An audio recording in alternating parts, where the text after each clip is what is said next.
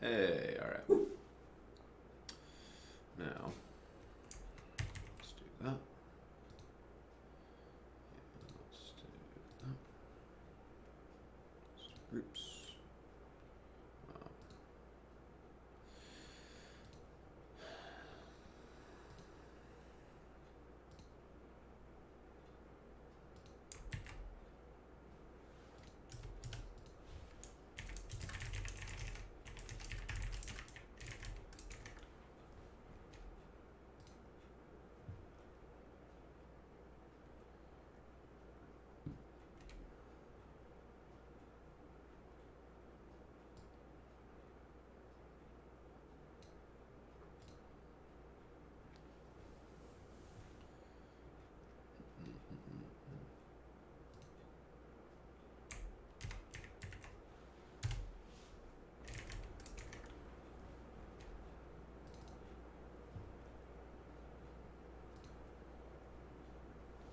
All right.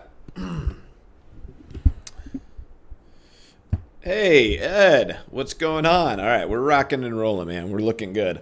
Great to see you guys. If you are here, let's go ahead and give us a shout in the YouTube comments.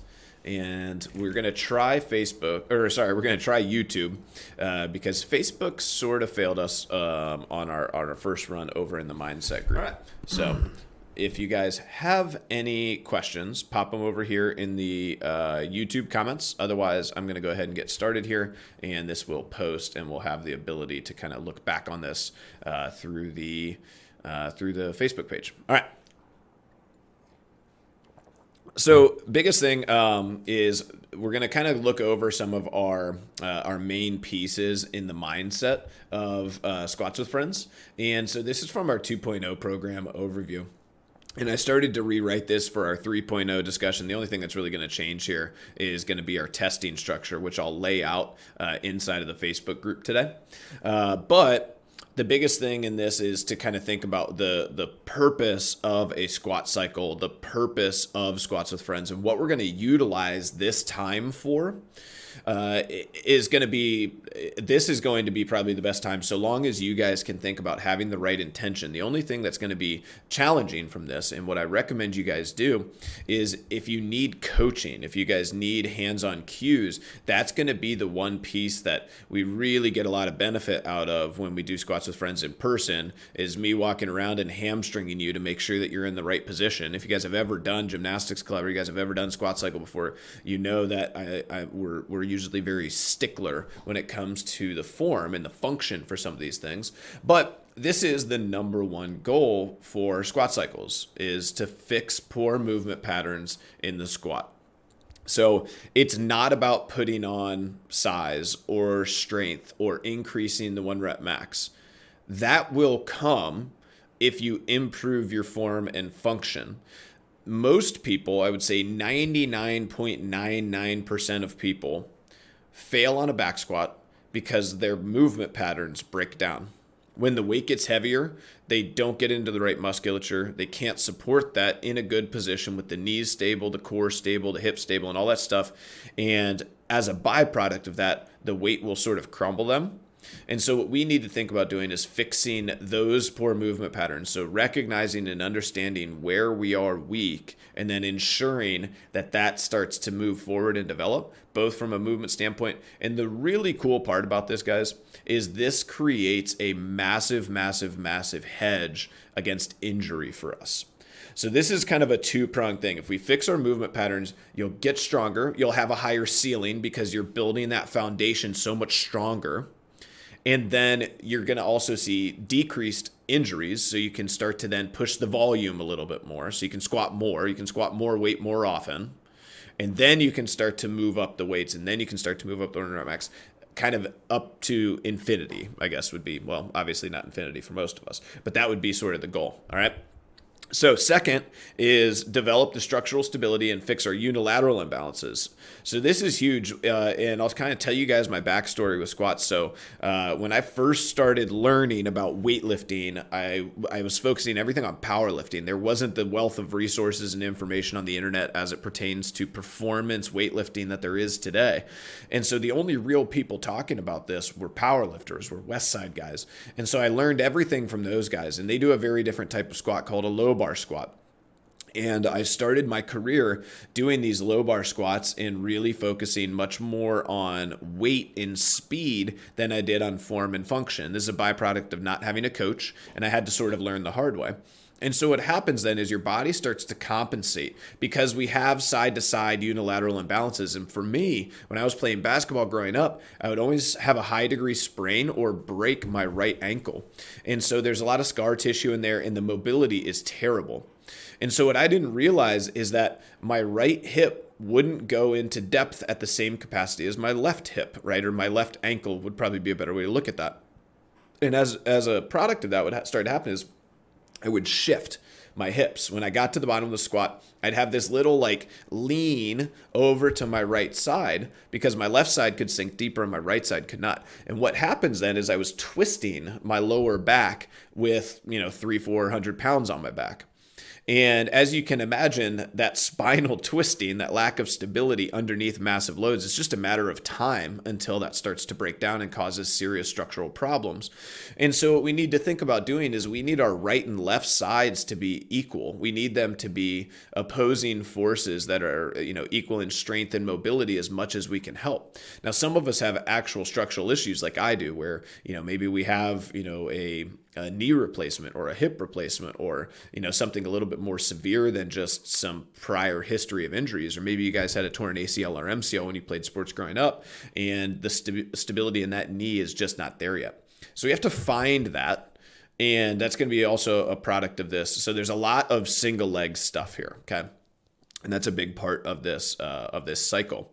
And so we will begin with our first day of programming tomorrow. And we're not going to worry too much about testing because I think everybody's going to be working in different capabilities, different ranges, different abilities with a squat rack, without a squat rack, all these different things. And I think that is going to, cause us to kind of ramp into this a little bit. So get people a couple weeks under their belt where we're just focusing on moving well. So we're going to do a lot more holds. We're going to do a lot more single leg work. We're going to try to accommodate this as best we can, given all different natures and varieties of weightlifting, both experience, but also opportunity given the equipment that you have. And so we'll talk about things kind of independent a little bit of percentages, and we'll talk a little bit more about intention. So that'll be a really cool thing for you guys to kind of change your mindset around not around nutrition, change your mindset around training. And instead of always working at, it's like, hey, we're going to do a set of 5 at 75%, where it's very mathematical and you have a definitive weight that you're supposed to be doing for that set. Instead, I'm going to say, this is going to be a rate of perceived exertion of 18, which means that you should be 1 or 2 reps away from failure when you finish the set. Or we're going to do something like max -3 or max -2, which is a different way to look at that. And so that would be something like, we just did a 20 rep max back squat. So that would be something like if I said, hey, I want you to do, 315 pounds for max reps -2. That would mean that you're going to start repping out back squats at 315, and you're going to go, when things start to get really hard and you think like, okay, like gun to my head, I don't think I could do 2 more reps. Okay, then you're done. You rack it up. So that's a max -2. So we'll start talking about that stuff in the days to come. But those are going to be some of the differences from our testing structure standpoint. Is there's going to be a lot of unilateral leg stuff, and there's going to be a lot of mobility and hold stuff. There's going to be a lot of tempo stuff, and then there's going to be a different degree of strength building. So I think it'll be really unique, and I think it'll be very, very beneficial for those of you guys who have been stuck in a structure of percentages and reps for a while. So obviously to build strength in the core and legs, this is just a great byproduct. If we do the right things, you guys are going to get significantly stronger during this time, which is going to be really cool. You guys are going to build, bigger, thicker butt, legs, hamstrings, etc. And we can kind of go from there. And then significantly increase the strength. And really, we're going to add in a different one here. We're going to focus on cleans front squats and some back squats. And obviously, that's going to be very, very, very dependent upon the equipment that you have, because I know a lot of you guys won't have a squat rack. So we'll be doing much more out of the clean in the front squat position. And then we'll also start to practice and learn how to bring a bar from the ground to our back safely and efficiently, and understand sort of what our limitations from a weight perspective are on that. Okay. Now, moving down here. All right. Gear right here is not allowed, which is perfect for this cycle, because you guys probably have things like, Olympic lifting shoes or knee sleeves or belts or some of those. And who knows where they are? They might be at the gym. They might be in your car. They might not be in your garage or in your basement or wherever you're going to be completing this program at. All right. So what I would tell you guys is there's a couple things in and around gear, and I'm going to get on my high horse here a little bit. Gear for me, if you guys go back to 2014, Jeff, you guys would see what I like to call duct taped Jeff. All right. So you would see knee sleeves, knee wraps. You would see shin sleeves. Yeah, I used to wear neoprene shin sleeves, Olympic lifting shoes, wristbands, gloves, belts. I'm talking the full load. Okay. And the reason that I wore that stuff was because, as I described above, I was doing things without the form and function of what was actually really best for my body. And I had to sort of put all this duct tape on to still be able to train. Well, what I was really doing was I was losing the connection with my body, right? I wasn't no longer listening to, hey, you probably shouldn't be back squatting if you have to put on these 6 things just to do that weight, right? That's not healthy. Your body is giving you this feedback. Your body is way more evolved and intelligent than you are. And it's giving you these pain receptors as feedback to say, we can't handle this, right? And so by putting on these things, we are sort of numbing that voice, and we want to listen to that voice, and we want to fix the things that are causing that voice to have to yell at you. Okay. So we're going to take away the gear here. And what I would tell you guys is I would get very, very used to doing everything here barefoot. What a great opportunity for us to really dial in the barefoot stuff here. Okay, you're at home now. You're not at a gym, so we can be in our socks or we can be in our bare feet. If you guys are in the garage, it's going to be a little bit cold. So if you guys have a thick pair of socks, that would be great. Or if you guys have a mat or something, or a carpet, a rug, something that you could throw down to do this on, that would be beneficial, especially for some of the things. Now, some things like some of our split squats and lunges, they're not going to be great to do without shoes. But anytime that we're squatting, you guys should be definitely thinking about doing this stuff barefoot. We're going to strengthen up our feet and ankles quite a bit by doing that. And we're also going to be much more in tune with learning how to kind of grab the floor. We're going to be going over all that stuff in depth in the days to come. Okay. So this is sort of our big overview point, right? Is we want 3 things. So here was my goal for you at the end of this. Okay. Is let's say this lasts 4 weeks, right? Or 6 weeks. All right. And let's say we're able to do this program. My goal for you at the end of that 6 weeks is to be able to hit your PR front squat with better depth, with better positioning. If we're looking at like a video from the side, better depth, better positioning, and do it without any equipment on and make it look easy. And for those of you guys who have done Squat Cycle before, we accomplish this, right? It's incredible. You'll watch somebody test in and they'll be wearing Olympic lifting shoes and knee wraps and belts and this, that, and the other. And they'll be wearing gear. And then we test out and you're like, holy crap, their squat's way deeper and it looks better. They're in better position. And is that the same weight? They just stood that up so easily. They just did it for 5 reps. And so we're not just fixing one thing. We're not just PRing the weight. We're actually reducing the reliance on gear. We're more in tune with our body, our shapes, our positions, our mobility, our pain. And we are then starting to take that position. Like I said at the beginning, we're building a better foundation to be able to kind of move that pyramid upwards. All right. Next, in an equal part of that, guys, is we are going to do mobility. If you guys are signed up for all the programs, I'll probably recommend that you guys do some of Jenny's physical therapy things or some of the yoga mobility pieces that Maria's doing with Shelby. And that can be great stuff to do on the off days. We're going to do 3, maybe 4 days a week of work here. And the reason why is if you're doing this program the way it needs to be done, the most important factor outside of training becomes rest and nutrition. And in reality, you see there's a gigantic section here on recovery. Okay. This ultimately is the biggest fundamental misunderstanding on how to get strong. And all right, we'll go down the rabbit hole here. All right. What we do when we build strength. And I actually think if you guys want to go back, the very first podcast I did was talking about why we do a squat cycle. Okay. But what we do when we build strength is we stress the system. So the analogy that I always use is we burn our skin. Okay. When you burn your skin, you put stress on that little spot of skin. All right. And your body starts to react. All right. And so it scabs up and it starts to heal over and it starts to create a callus. Okay. Now, if we burn our skin and we let the natural course take place and we put ointment on it to assist, we sleep well, we hydrate, we do everything we can to take that burn and make sure that it heals. In 3 or 4 days, it won't be very painful anymore. And in 5 or 6, it'll be completely healed. And then if I burn that same spot again, then I rub ointment on it, I take care of it. Maybe it takes 3 or 4 days to start to heal up. And then if I burn that same spot again, I rub the ointment, maybe it takes a day or 2 to heal up. And then what starts to happen is that skin starts to become tougher, right? It starts to become more thick, more calloused. It recognizes and adapts to the fact that you are putting this stress on it that it doesn't like, and the human body starts to react to it. Okay. And so then you become more resilient or strong as a byproduct of that. And it's the same thing that happens when we lift weights is we stress our system. And so if you aren't stressing your system, no adaptation is going to happen. Okay. That means you're not going to build muscle. You're not going to get stronger. So you do have to stress yourself.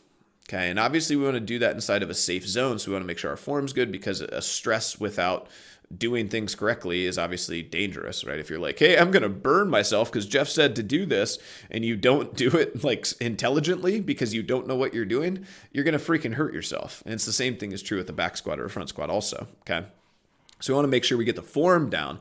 But once we've got the general base form down, we kind of know what we're doing. Then you have to stress the system.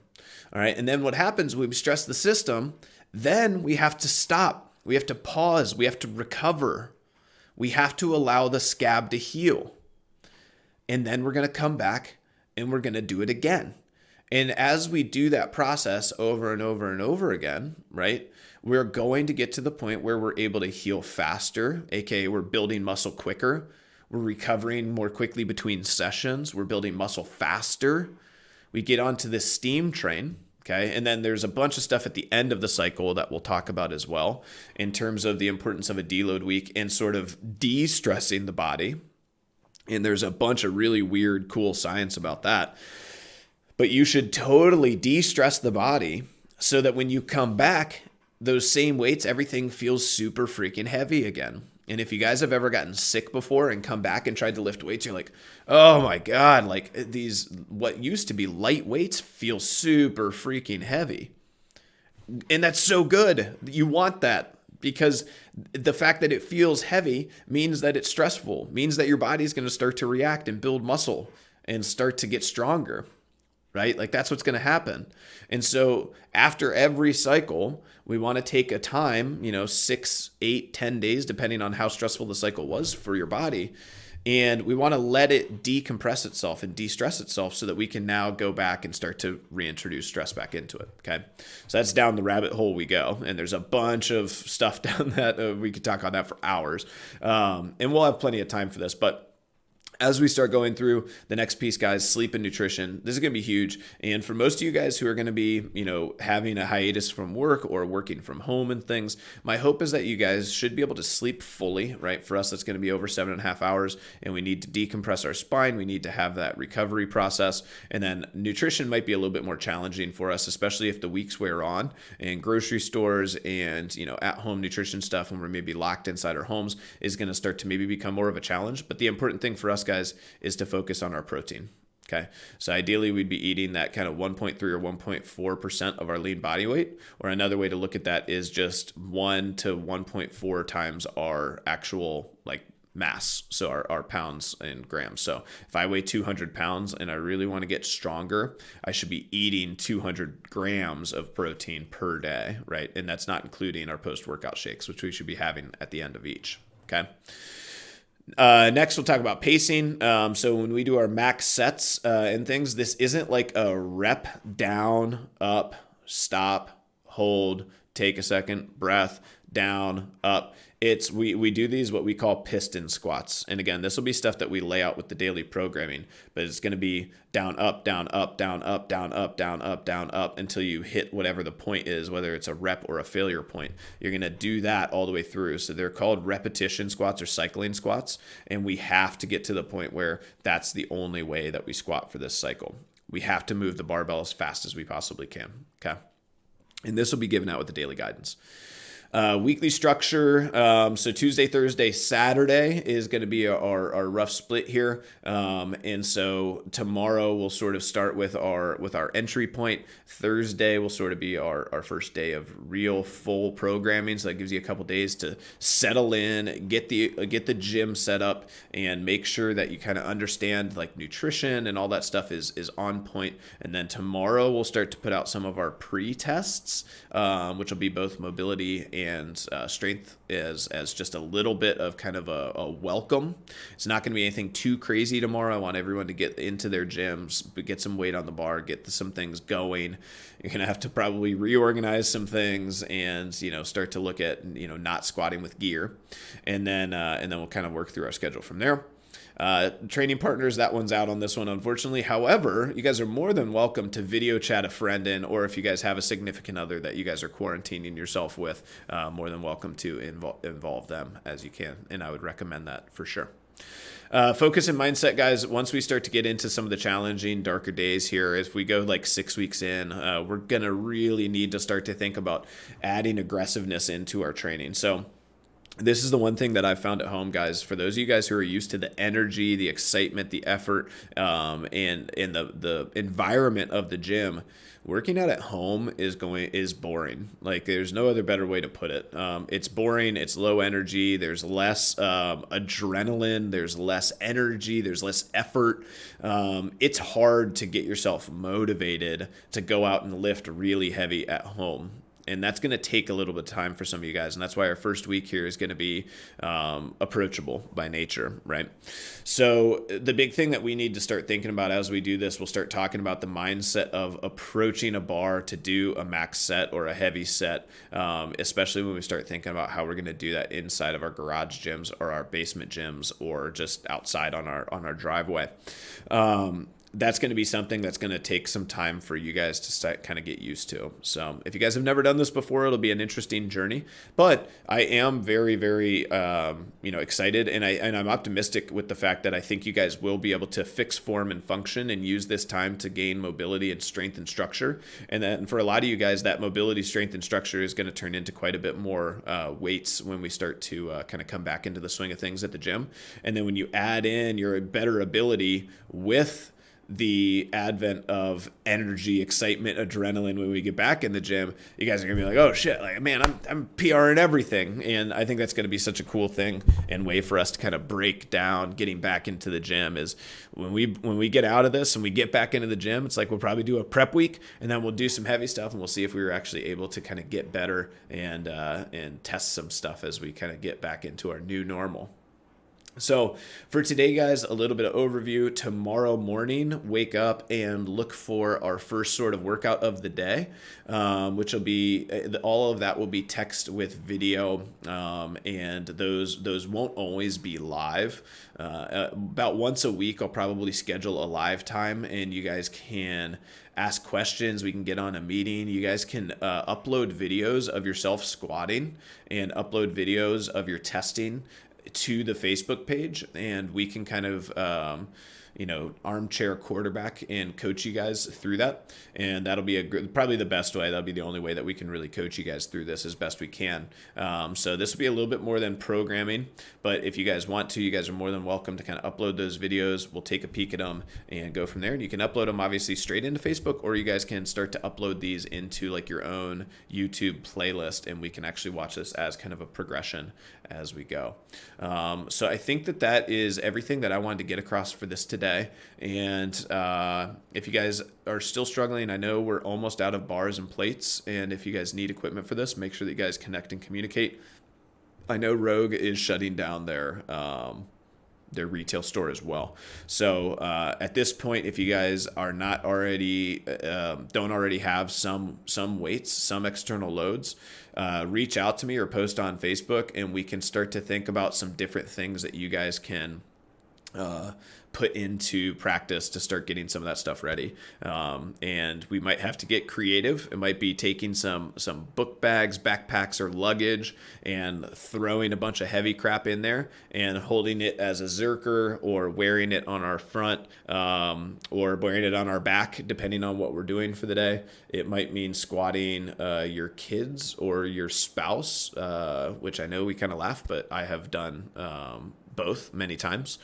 And there's a bunch of different ways that we can start to add in some load to increase our strength and maybe perform some of this stuff as best we can. In worst case scenario, guys, you hold the two heaviest things in your house and do the split squats and do the squats, and you're certainly going to be able to work on the position, do the position work, do the tempo work, and all that stuff as well.